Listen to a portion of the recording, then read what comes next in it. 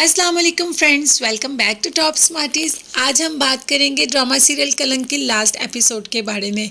तो last episode इसकी बहुत ही ज़्यादा अच्छी रही। वहाज को अपनी गलती का एहसास हुआ और सारा से माफ़ी मांगी और सारा को शादी के लिए प्रपोज भी कर दिया। लेकिन सारा ने कहा अब ऐसी बात नहीं होगी, मैं तुमसे शादी बिल्कुल नहीं करना चाहती, क्योंकि अब मैं दानियाल से शादी करना चाहती हूँ, जिसने मुझे उस वक्त अपनाया जब किसी ने भी मेरा भरोसा नहीं किया। सिर्फ उस एक इंसान ने मेरा भरोसा किया। शादी तो मैं उसी से करूंगी। दुरैया की माँ तो अब कभी नहीं बोल पाएगी, लेकिन दुरैया ने जाके उनके सामने अपने दिल की सारी भड़ास निकाल दी और यह भी कहा कि आप मेरी माँ हैं, इसीलिए मैं आपको कुछ कह नहीं सकती, लेकिन मेरी ज़िंदगी आपने खराब की। मैं वो नहीं थी जो आपने मुझे बना दिया। आपने मुझे सारा के जैसा बनाने की कोशिश की, जबकि हर इंसान की एक अपनी नेचर होती, लेकिन आप मुझे कभी समझ ही नहीं पाई। आपने बस अपने दिमाग के हिसाब से मुझे चलाया और तभी मेरे साथ ये सब कुछ हुआ। जितनी पाबंदियां आपने मुझे लगाई, यही होना था मेरे साथ। खैर, माँ कुछ बोल तो सकती नहीं, लेकिन सब सुन लेती है। और वहाँ पे दानियाल सारा को कहता है मैंने आपको शादी के लिए कहा, लेकिन आपने कोई जवाब नहीं दिया। तो सारा स्माइल कह के कहती है कि आप मेरी अम्मी से बात करें। दानियाल थोड़ा सैड भी हो जाता है, लेकिन सारा कहती है आप उनसे बात करें, वो हाँ कर देगी।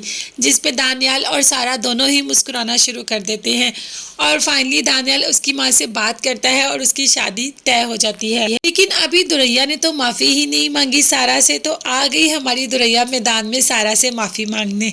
सारा से माफ़ी मांगी और सारा ने एज यूजुअल उसको माफ़ भी कर दिया। दुरैया ने बिल्कुल अपने हाथों से वैसे ही सारा को सजाया जैसे कि सारा ने सजाया था वहाज की दुल्हन को, यानी कि दुरैया को। खैर, वो वक्त भी आ गया जब सारा किसी और के निकाह में, दानियाल के निकाह में चली गई। लेकिन निकाह के टाइम वो सबसे ज़्यादा याद अपने बाप को कर रही थी और बहुत ही ज़्यादा हसीन लग रही थी कि आज तो सारा से नज़रें हट ही नहीं रही थी। बस दिल कर रहा था उसी को देखते जाएं।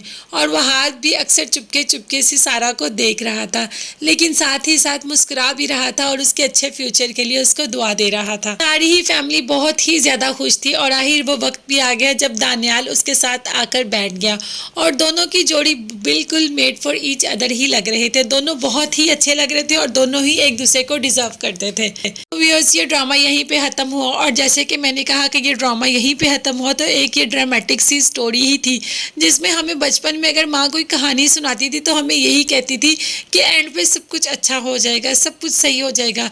हमारी रियल लाइफ में भी तो यही होता है, अगर कुछ मुश्किल होती है तो हम कहते हैं आखिर में सब सही हो जाएगा, और इस ड्रामे में भी यही हुआ। आखिर में सब कुछ सही हो गया।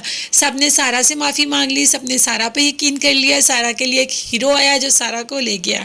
तो बस ऐसा ही हमने कहानियों में देखा था और ये ड्रामा भी किसी कहानी से कम नहीं था।